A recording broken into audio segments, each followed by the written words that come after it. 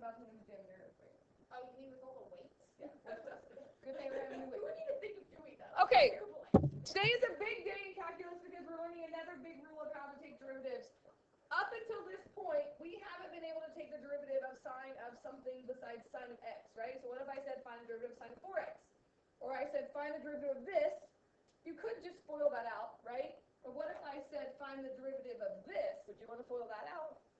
No. So there's this thing called the chain rule that allows us to take derivatives. It's kind of wordy, so maybe you're happy I printed this out, but I really want you to maybe jot down your own notes as we go through here, because it's a really, really big rule that is never going to go away from us the rest of this year in calculus. So don't just kind of glaze your eyes over as we're going through this, since I printed them out for you. But because of this earthquake drill, I was stressed that we weren't going to get through it all. We didn't even have to go over homework today. That normally takes up all. Oh, I know, which is why I asked Jake yesterday if I should print notes out, and he said yes, and I was like, no, we don't have to go over homework, it'll be good. And then we had an earthquake drill, and I just printed them out, like as I went to get my other copies. So here we go. It says if you want to take the derivative of a composite function, that means like a function in a function, like f of g of x. If you make u equal g of x and g is differentiable of x, then the composite function, right? Do you agree that this means like a function in a function? Like sine of 4x would be a function in a function. 4x is the function inside sine of x. So you have like two different functions going on. The way we take the derivative of it is we take the derivative. Okay, thank you, students and staff. You may proceed with your normal day. Good job, thank you. Mr. Gallon. Gallon. It's right, you're good. I did my hair. But you're going to take the derivative of the outside function first. So it says you're going to take f prime of g of x, leave the inside function alone, and then you're going to go back and take the derivative of the outside function. So it's the derivative of the outside, leave the inside alone, multiplied by the derivative of the inside. Or if we want to use u substitution, we can say if y equals f of u and u equals g of x, then we can say you take the derivative of u with respect to y over the derivative of u with respect to x. That kind of looks weird. This is what people usually think of. If you want to use u substitution, you can say it's the derivative of the outside function, which is still f prime of u, times the derivative of the inside function, which is u prime. We're going to do some examples of this, but I kind of wrote it out for you. Take the derivative of the outside function times the derivative of the inside function. Why can't you just say that, right? What, the u stuff? No, you take the derivative of the outside. Fine. Times the derivative of the Sometimes on the AP test they write stuff like this though, and it's kind of yes, the u is left alone, right? So as we start to do one of these, I brought some stuff to help us visualize this. So let's practice. The first part of our homework, they give you the u. They tell you what u is, but very quickly that goes away, and you have to figure out what u is yourself. I always want Mr. Puckett to observe me on u substitution dates because it just sounds grammatically wrong to keep saying u is. U is this. Oh my gosh. Use the given substitution and chain rule to find the derivative. So they tell me that u is 3x plus 1. I'm going to use the u substitution on a few of these, but very quickly I'm going to get away from the u substitution. I don't like u that much. I like to just do inside and outside. But if you like u substitution, use it every time. But I don't like u. So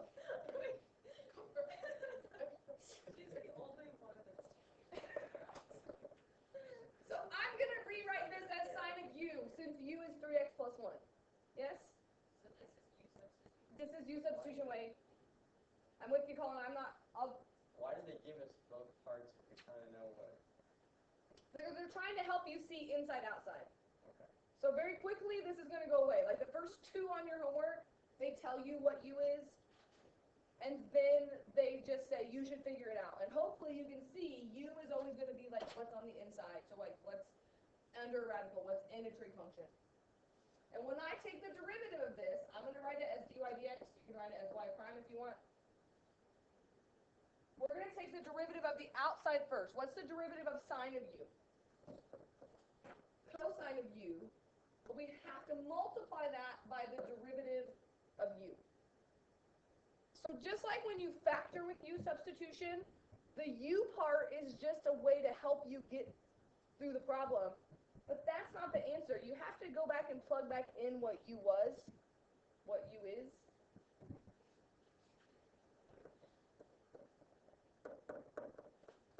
U was 3x plus 1. So this is really cosine of 3x plus 1 times, what would u prime be? Just 3. So you could say times 3 here, but I'm going to write the 3 in front. Could you do that without doing the u part? You could. But it's kind of nice sometimes at the beginning to do the u part just to kind of see what's happening.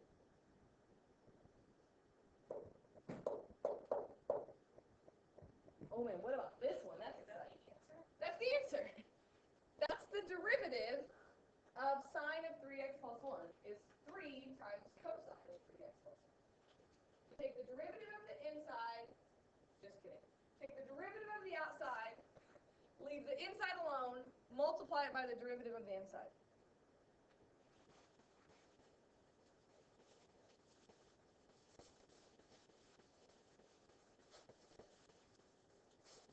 Here's my question.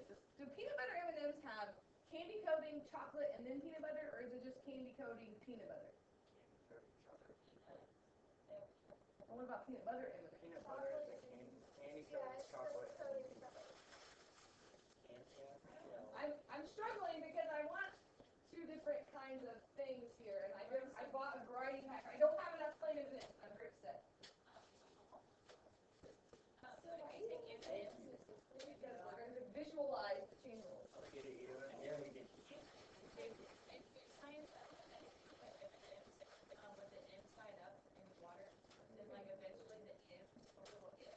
that wasn't water.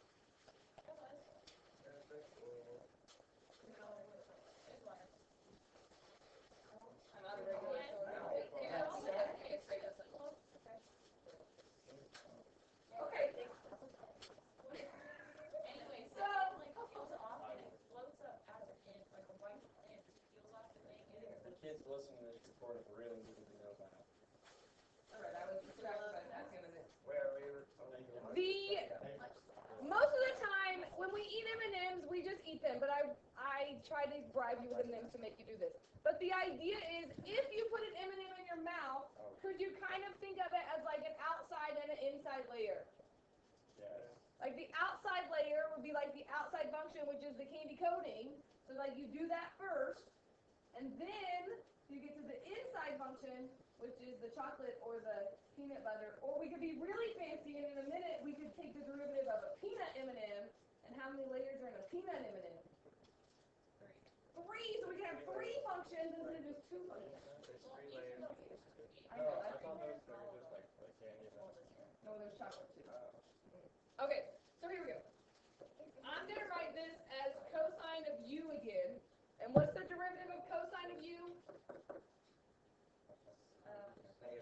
Negative sine of u. That is not my answer. I don't care what u is. I want to know what x is.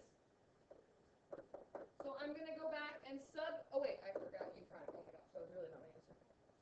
Forgot the inside layer. Sine of u would be sine of sine. That's just crazy talk. Times the derivative of u. What's the derivative of sine of x? That is the derivative of cosine of sine of x.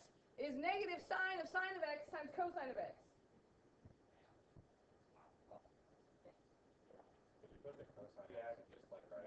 You could write that as y equals negative cosine of x sine of x. But you can't break up sine of x because this sine of x is with this sine.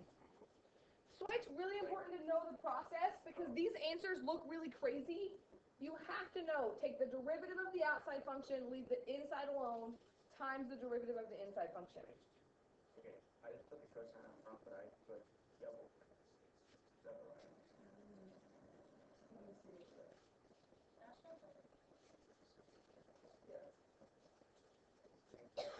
So this is my answer. Or the other one.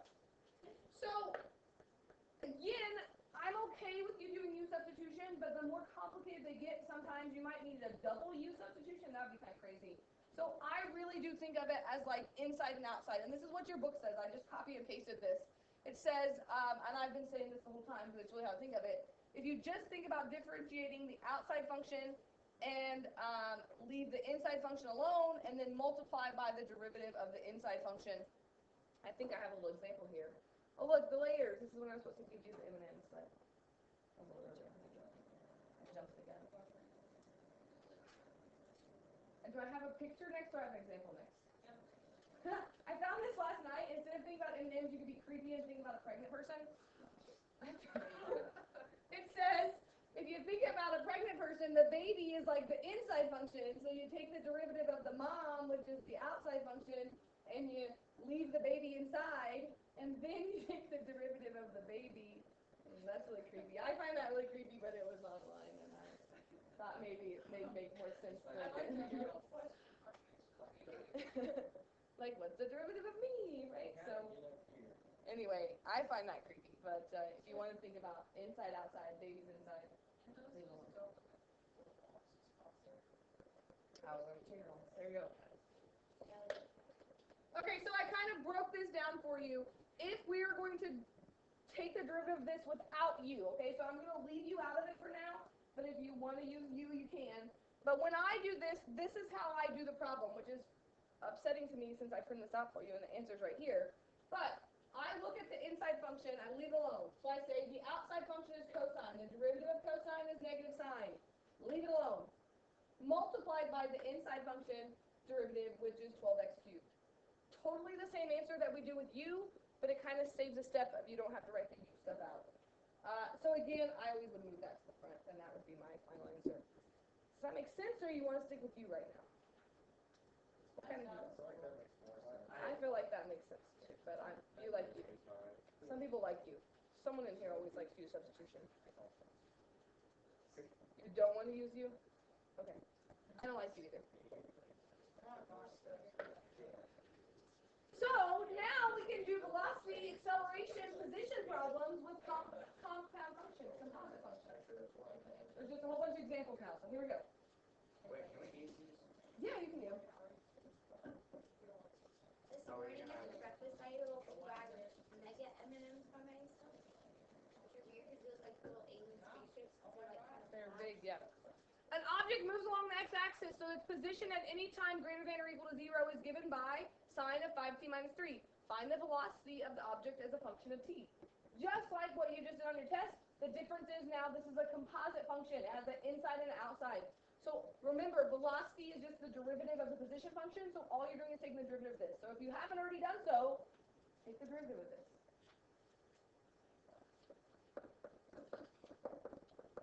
Really high.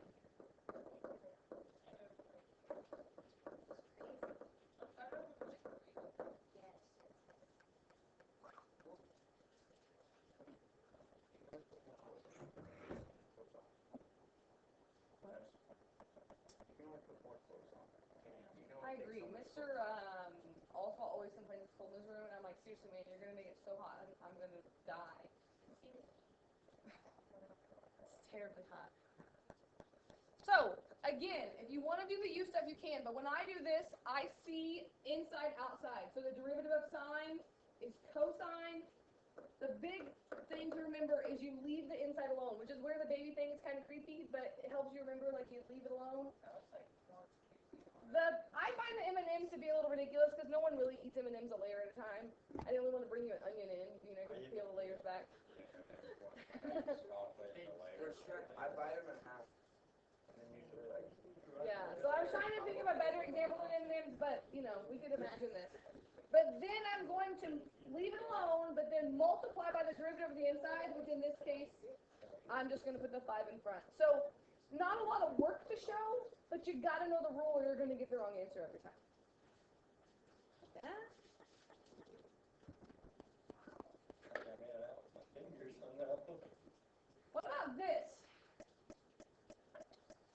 option, I should have like y equals on this, but yeah, we'll make that later. One option is I can work all this out, right? I can multiply all this out. That's not a very good option, especially on a timed test. You don't want to work all this out. So you want to be able to use a chain rule. But what else are you going to have to use on this besides the chain rule? What is the chain? That's what we just learned. Inside-outside rule is the chain rule. Oh, I thought that, oh, yeah. So you're also going to have to do the product rule because this is x to the third is one function times this function. But when you take the derivative of this function, it's a chain rule problem. You could also have a chain rule problem in the quotient where you might have to do the chain rule and the quotient rule. And so we can just keep adding in all the stuff to make more complex problems. I'm going to say y equals, and then I can say y prime. And the derivative of x cubed is, and remember with the product rule, you take the derivative of the first and you leave this one alone. So not just derivative of the first times second. Plus, I'm just going to go ahead and rewrite x to the third because I know I'm going to leave it alone. And now to take the derivative of this, I have to do the chain rule. Wait, what? Maybe not. What's the inside and the outside function on 2x minus 5 to the fourth?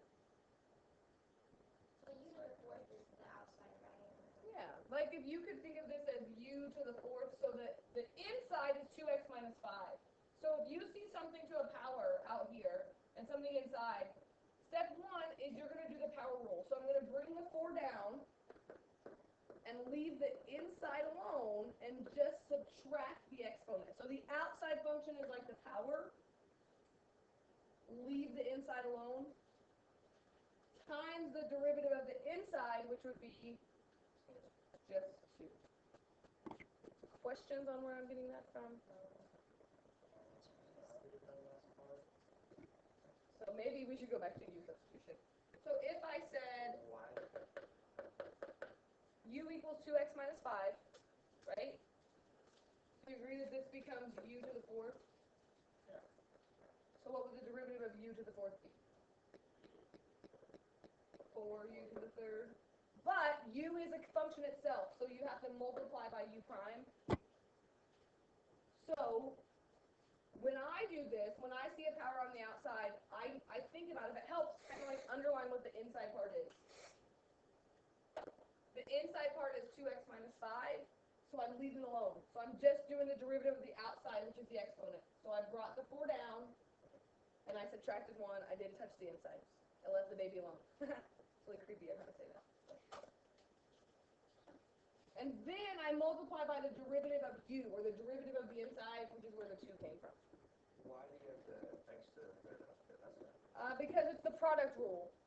So I still have that x to the third here, right? Product rule, you take the derivative of this times this, plus the derivative of the second times the first, right? Like, you can't just multiply those together to begin with. Like, it's a product. So to take the derivative So out of we here. do the product rule and then add the inside on it, or the derivative of the inside. Yes. Kind of. So we just do the product rule and then add the, or multiply the derivative inside of it. Yes. I don't know, that sounds really weird when you say it. I like to say product rule, chain rule together, which I think is what you're saying. But On AP test or in the back of the book, they're not going to leave answers like this though, right? Like they're going to simplify it. They're not going to multiply it all out ever, but they're going to factor out what they have in common. Could I factor out an x squared from both of those? If I think of the two terms, like this is one term, we can even simplify this and make this plus 8x cubed 2x minus 5 to the third, right? Because 4 times 2 is 8. So, I could factor out an x squared. Could I also factor out some 2x minus 5 to a power? There's 3 of them. So I could also take out a 2x minus 5 to the third power. sometimes in calculus, the simplifying, I call it crazy factoring. This one's not so crazy. But you factor out a whole bunch of terms that we don't usually do in many other classes. I'm going to put a bracket here just so we can see what's left and combine like terms. You could just put another parenthesis if you want, but I'm just going to bracket it. Because this has an x squared, and I can take an x squared from this. You agree with that? I'm going to write what's left now. Like, let me write this line and see if it makes sense.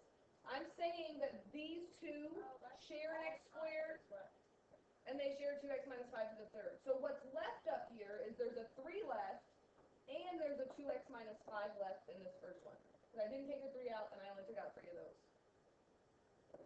And over here, what's left? An 8 and an x. So can I now work this out and combine like terms in this part? On the AP test, on the no calculator multiple choice part, there's usually a question that requires you to do the chain rule, maybe with the product rule in it, and it's all multiple choice, and the answers are all simplified like this, and so you have to be able to simplify it. It's not easy to just match up those.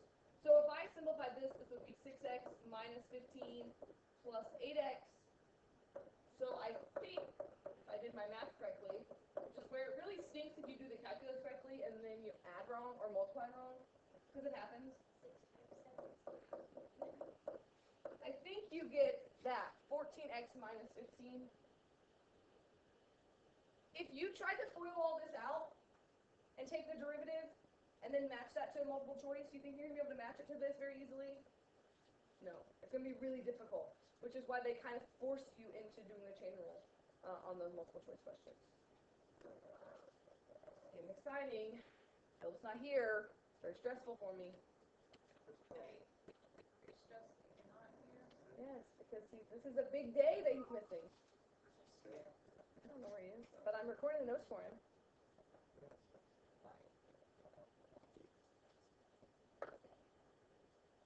All right, here's where it gets exciting. Peanuts. We gotta do peanut M&Ms now. Ready?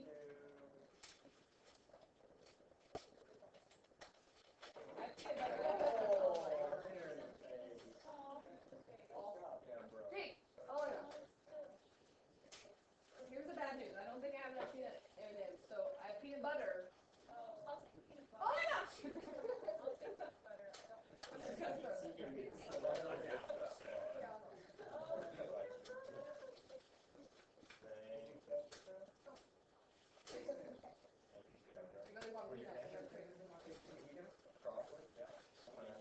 Alright, that's it.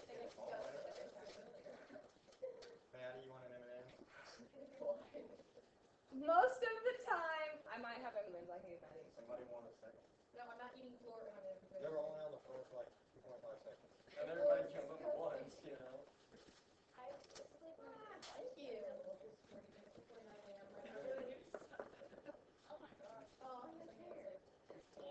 When I see cosine squared, I'm going to rewrite that as a square on the outside. I'm going to do that every time I see a trig function to a power so that I can see inside outside.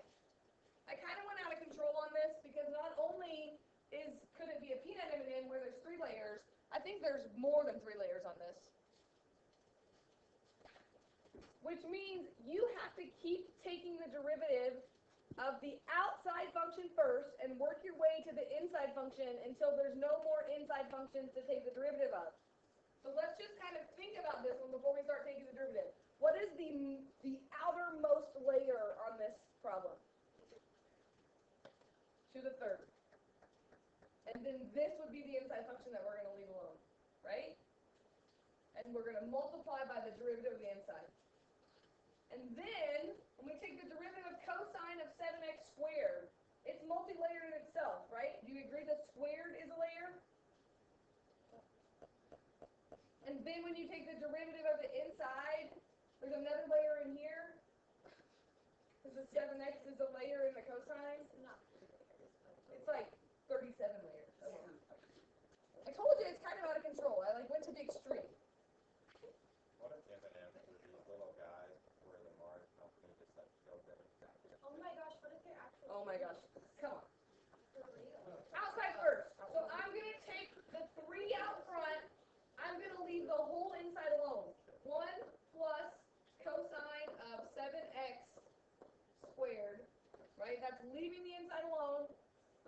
subtract 1 from that and put a square up there.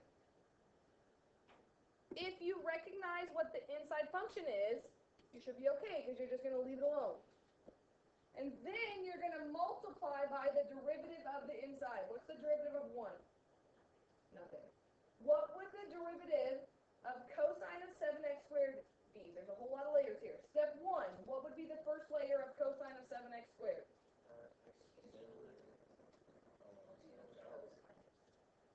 This 2 would be the first layer. Do you agree with me on that? Nothing with negative sign right now. We're going to just pull the 2 out front It's inside another layer. because it's inside another layer. That is why. We can't take the derivative of cosine until we take the layer off. No, outside. Outside first. Think about the chocolate layer first. The woman is on the outside, the baby's on the inside. Like you're like a murderer if you're talking about take the baby. Leave the inside alone. So I'm going to leave this as cosine of 7x, and I subtract 1. It's just cosine of the first power. I really don't need that extra set of parentheses there that I drew, right? So then you have to multiply that by the x thing. Now the next layer. Now once we take the 2 away, now we're to the cosine of 7x. What is the cosine of 7x? What is the derivative of cosine of 7x? Negative sine 7x. And then do I have 1 more layer left? Because I have this 7x. And what's the derivative of 7x? Oh my gosh. What do you do with that? Not a whole lot. We can multiply the numbers together. So well, yeah, like, well, that's all layers. Oh my gosh. That's it. Like you're doing a layer at a time. So 3 times 2 times 7 and a negative would be 6 times negative 7 for a negative 42, not 13. And there's not really much else you can do here. You just write everything. So we have 1 plus cosine, if you want to rewrite that as cosine squared of 7x squared times cosine of 7x times sine of 7x. And it doesn't matter in what order you write that because it's all multiplication. But that's crazy. That's a crazy one. Are you going to have crazy ones like that? Probably. Probably not. It's not bad. I didn't do anything. I'm thinking about something. On the second number I guess, you have 1 plus cosine squared 7x squared. So there's really 2 squares here. It just depends on how you write it. Normally when we write our answers, right, see how this is written? Normally when we square a trig function, we put the square right there. Oh, okay. Now, in that calculators that do all this for you. No. Really? Well, I don't know. Probably, but not that we use. Well, but I'm just thinking about the future. So, Colin, when I'm with you now. I just didn't. I put 2 out. Oh, okay. I bet these top 2 are the ones. I have more on here. Another one? There are You didn't do like Wi-Fi. This one's not as bad as the last one. I should have started with this one. But after we've done that one, maybe you can start this one. But I do want to stress to you, when I do the chain rule, especially at the beginning of doing the chain rule, it really helps if you put that power on the outside because it helps you see that that's going to be the outermost layer. So if I saw this problem in my book, the first thing I would do is I would rewrite it like this, because sine cubed means that the whole sine function is cubed. So you can see that that's the outermost layer. This one's kind of like the one that we just did, only it doesn't have the extra layer on the outside. But it is 1, 2, I would say 3 layers. It's like the peanut M&M. So take a minute and see where you can get on this before I do it for you. But I'll tell you, the outermost layers are 3. Leave the inside alone, and then work your way through each inside layer.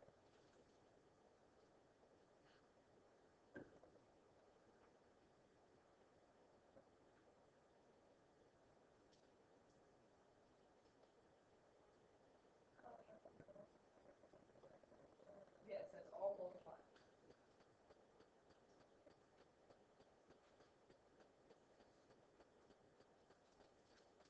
Don't sugar it up for a day. Yeah, my stomach really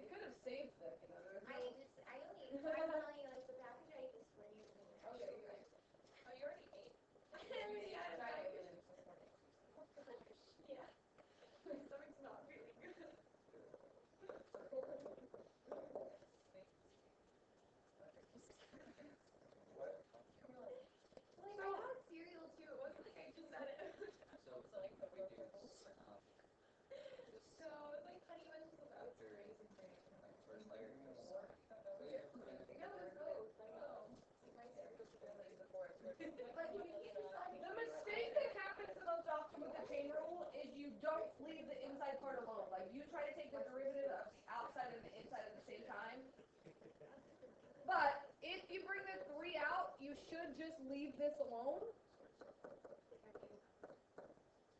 Squared. Right, so all I did was bring the 3 out front and subtract 1 from it. And then I'm going to work on the next layer. The next layer is sine, and the derivative of sine is cosine. But I'm not going to touch the 4x squared yet, so then that's going to be times cosine of 4x squared times the derivative of the inside of that, which is 4x squared, and the derivative of 4x squared is 8x. And, oh, I thought you had a question. Again, cleaning it up a little bit, putting your numbers together at least. 3 times 8, I would say, is 24x.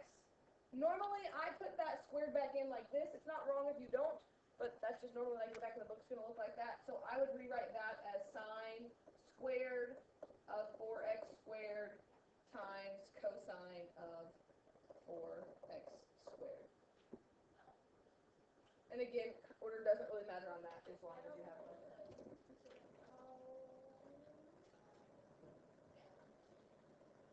See where this doesn't take a lot of paper, it just takes a lot of brain power. Oh, I went with this. I took, like, when it goes 3 sine of 4x squared, then squared, then I put that squared, get another one. Right, I put, like, an extra one. Like you wrote it out twice. Well, I brought the 2 down again, so I thought maybe I had to go 1. Oh, right. Right, you don't have to go down there 1. You just do it once. Like once you take the derivative of the outside, you're done with that layer. Sometimes, I've been to a conference before where they say, maybe it helps to cross out each layer as you do it. So like, if you did this, you're like, oh, I took care of 3, what's the next layer? And then you can say, oh, I took care of the sine, what's the next layer? And so you can kind of work from that original problem and cross out a layer at a time so you don't go back and repeat a layer, especially on these multiples.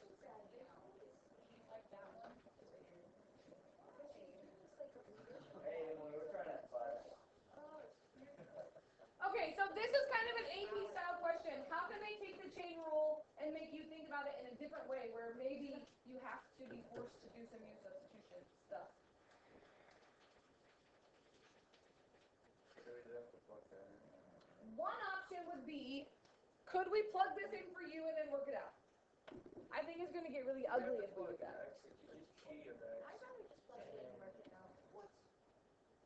So let's go back to what we wrote out at the very beginning, right? It says find f prime of g, and we said if we have f prime of g of x, we know that means take the derivative of the outside function, leave the inside function alone, times the derivative of the inside function, right? That's the definition of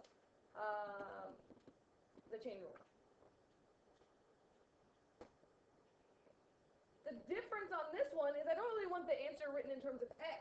They actually want you to find a value, which means you could save yourself a little bit of work here if we could just say what I'm really going to do is I'm going to find the derivative. When g is 0, I'm going to plug that into the derivative of f times the derivative of g at 0. I don't understand why we can't just plug 0 here. Like, why does Right now, if you plug 0 in, Yeah. because I want the derivative, right? We don't have a derivative right now. You see what I'm saying? Like, if you wanted to take this and plug it in everywhere you see a u, and then do the quotient rule, No. and work that out, and then plug 0 in, you could. But you can't just plug, if you plug 0 in right now, you're not going to get the derivative. You're not even going to get the value when x is 0. So could we find the derivative? I guess I don't understand why that doesn't work. To find the derivative and plug 0 in, Find the derivative at like g of x, and then just plug 0 in there. because that's only g of x. I want the derivative of f of g of x, which means if I took this, think about like f of g stuff, I kind of wrote it in u form for me. But if I took this and plugged it in, like it's kind of like my u value, I could plug that in first, and then take the derivative, and then plug 0 in. I could, but it's going to be really, really ugly to take the derivative like that. Maybe you should just shortcut to it, so like, I don't know.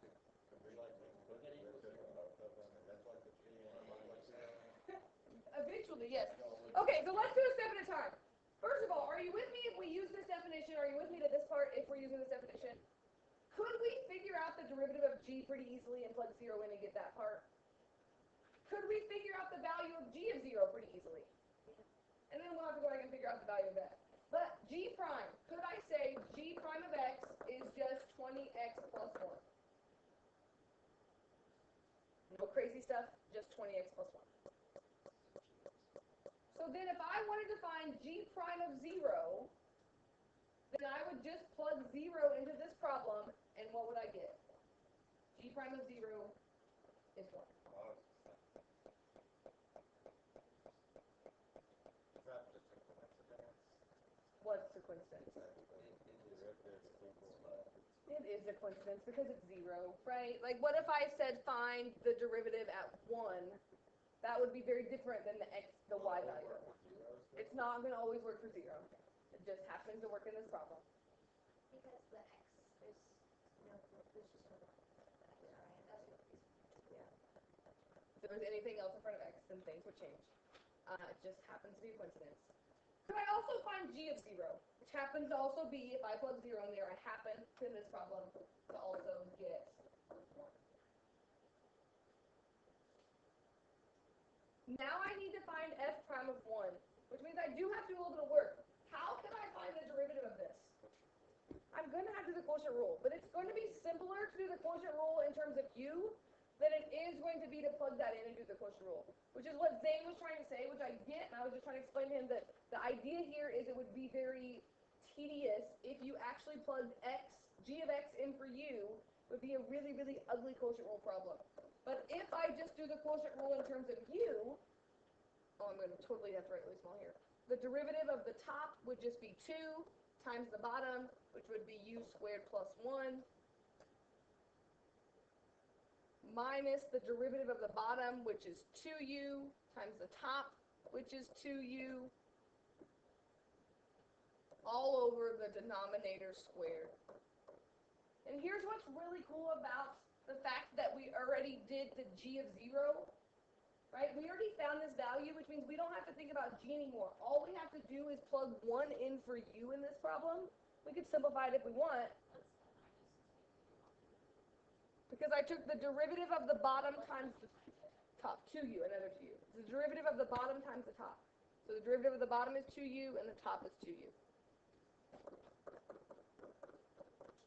So if I plug 1 in there, I'm just going to plug 1 in there and not simplify it. So that's just going to be minus 2 times 2.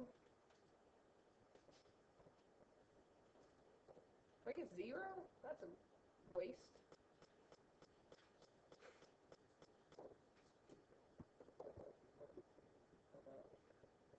So we get 0 times 1, which is 0.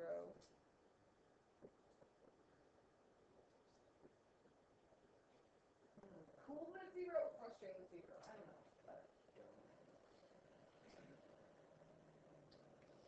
If there's a question like this on your homework, I've seen questions like this on the AP test, which is why I like to pick the problems today, like this. If you're doing multiples of 3 on your homework, check your answers, the odd ones, because you don't want to do this whole homework wrong and not know that you're doing it wrong. Like, do an odd one, check that you got it right, and then you can do an even one, and obviously you can't check that, but you can even come and see me if you're not sure about it, but we can talk about that tomorrow. But check your odd problems so that you know that you're doing them correctly. I cannot stress enough how much you should have that back in the book marked at this point, and check. Like, every single time I do a homework assignment, especially when I was first teaching it, I checked every problem as I went. Like, I did not do a whole assignment and then check my answers, because you don't want to do things incorrectly and not realize it and then have trouble fixing that mistake. I also have an